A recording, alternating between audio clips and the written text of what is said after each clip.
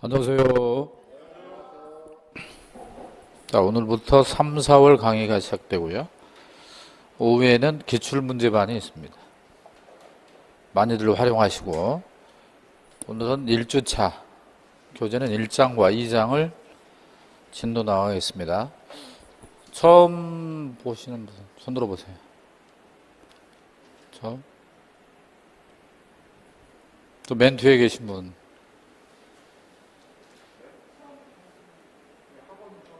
학원 처음? 저도 처음? 아, 인터넷 강의 들었어요?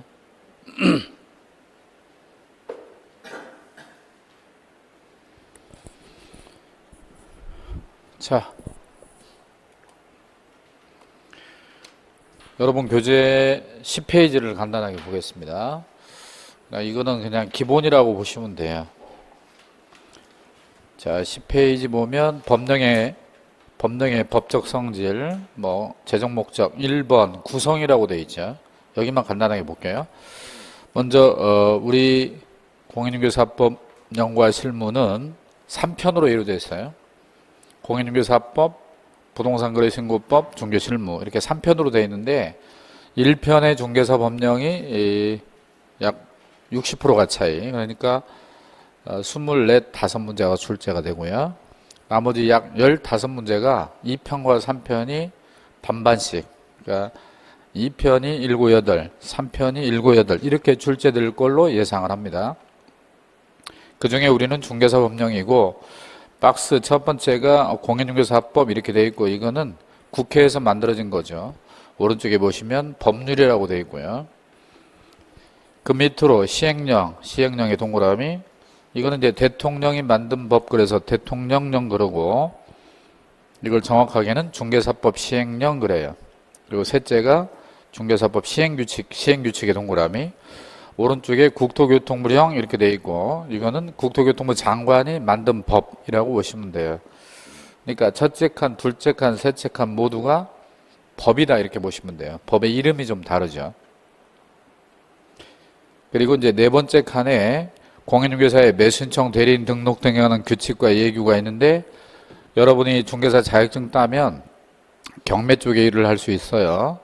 경매 대리 할 수 있는데, 그 경매 대리에 관한 대법원에서 만든 법, 대법원 규칙이에요.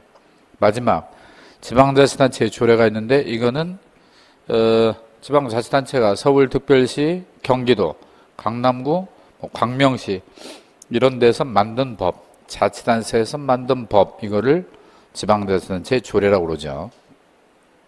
이것도 이제 시험과 관련이 있습니다. 해당 파트에 가서 말씀드리기로 하고, 자, 주목하세요.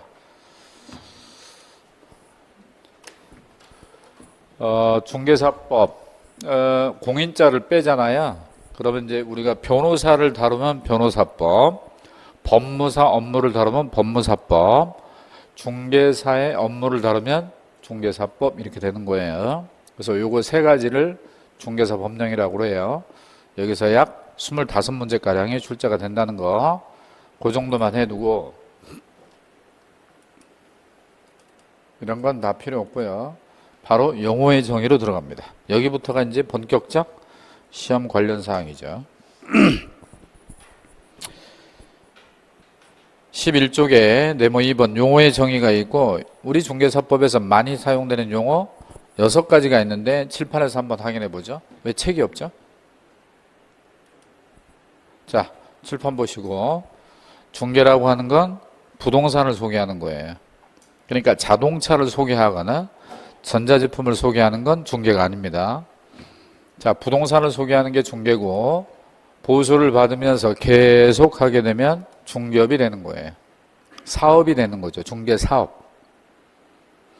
그리고 중개사 자격증을 따면 공인중개사가 되죠. 그러니까 자격만 취득하면 중개사예요. 그런데 공인중개사가 등록을 받죠. 그러면 개업공인중개사라고 그래요. 변호사가 창업을 하면 개업변호사, 우리도 개업중개사. 공인자가 없어도 돼요. 있어도 되고. 변호사 자격을 따면 꼭 개업해야 되는 게 아니잖아요. 변호사 자격을 가지고 판사하는 사람도 있고, 변호사 자격을 가지고 검사하는 사람도 있고, 변호사 자격을 가지고 대기업에 취직한 사람도 있고 변호사 자격을 가지고 창업한 사람도 있죠. 그와 똑같다라고 보시면 돼요. 그런데 변호사의 업무, 즉 사업을 하는, 영업을 하는 쪽은 개인 변호사도 있지만 법무법인도 있죠. 김앤장 이런 것처럼. 걔네들을 법무법인, 우리는 중개법인. 그래서 법인을 설립하여 등록을 받을 수도 있어요. 그것도 개업공인중개사예요. 따라서 현재 신규 등록은 공인중개사로 등록을 받는 게 있고 법인으로 등록을 받는 게 있고 두 가지가 있습니다. 하나가 더 있는데 복덕방 사장님이 한 명 더 있어요. 복덕방 사장님은 중개사가 아닌데 옛날부터 중개업 해오던 사람이에요. 참고로 제가 지금 편도가 많이 부어가지고 목소리를 좀 제대로 못 내니까 좀 이해하시고. 그리고 이 개업공인중개사를 옛날에는 중개업자라고 했던 거예요. 중개업자. 근데 중개업자 그러니까 좀 품격이 떨어진다고 그래서 이렇게 용어를 바꿨습니다. 그리고 개업공인중개사는 너무 길어요. 그래서 제가 수업할 때 개공 이렇게 줄여서 말할 거예요. 개공. 이 개공에게 고용된 사업자에게 고용된 자들을 고용인 그래요. 고용한 사람이 아니라 고용된 사람. 고용인이고 이때 고용인은 두 가지가 있어요. 소속공인중개사와 중개보조원. 그런데 이 소속공인중개사에 하나가 더 있죠. 바로 법인의 임원이나 사원인 소속공인중개사. 여러분이 나중에 자격증 따가지고 중개사로서 그냥 중개사무소에 취직을 했다. 이 사람이 된 거예요. 이 사람을 뭐라고 불러요? 고용인인 소속공인중개사 이렇게 불러요. 근데 여러분이 나중에 자격을 취득하여 중개회사의 임원으로 스카웃이 됐어요. 그러면 이 사람이 된 겁니다. 그래서 이쪽을 법인의 임원이나 사원인 소속공인중개사 이렇게 불러요. 소속공인중개사가 두 가지가 있죠. 참고로 이 임원이나 사원에 대해서 알아봐야 되는데 여러분 임원이라고 하면 주식회사라고 말하면 이사감사를 말합니다. 이사감사 경영진이에요. 그 다음 사원이라고 하면 한명회사 합자회사의 무한책임사원을 말합니다. 그러면 이 사원은 여러분이 알고 있는 회사원이 아니고 최고 책임 경영자예요.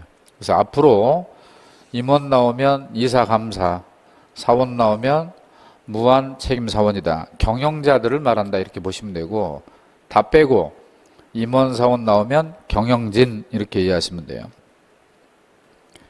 기업들에 보면 노동조합을 만들죠. 노조. 노조가 자기네들 근로조건과 급여조건이 맞지 않으면 스트라이크, 즉 파업을 하게 됩니다. 파업하게 되면 노사협상을 하잖아요. 그러면 이쪽이 노측이에요. 이쪽이 노, 이쪽이 사. 노사 협상하죠. 경영진입니다. 그렇게 이해하시고요. 자, 그러면 지금부터 이 6가지 용어를 하나씩 보겠습니다. 첫 번째 중개부터 보죠. 11쪽 가로 1번입니다. 중개라 하면 끊고 법정 중개대상물에 대하여 거래 당사자 간의 매매 교환 임대차, 매매의 동그라미, 교환의 동그라미, 임대차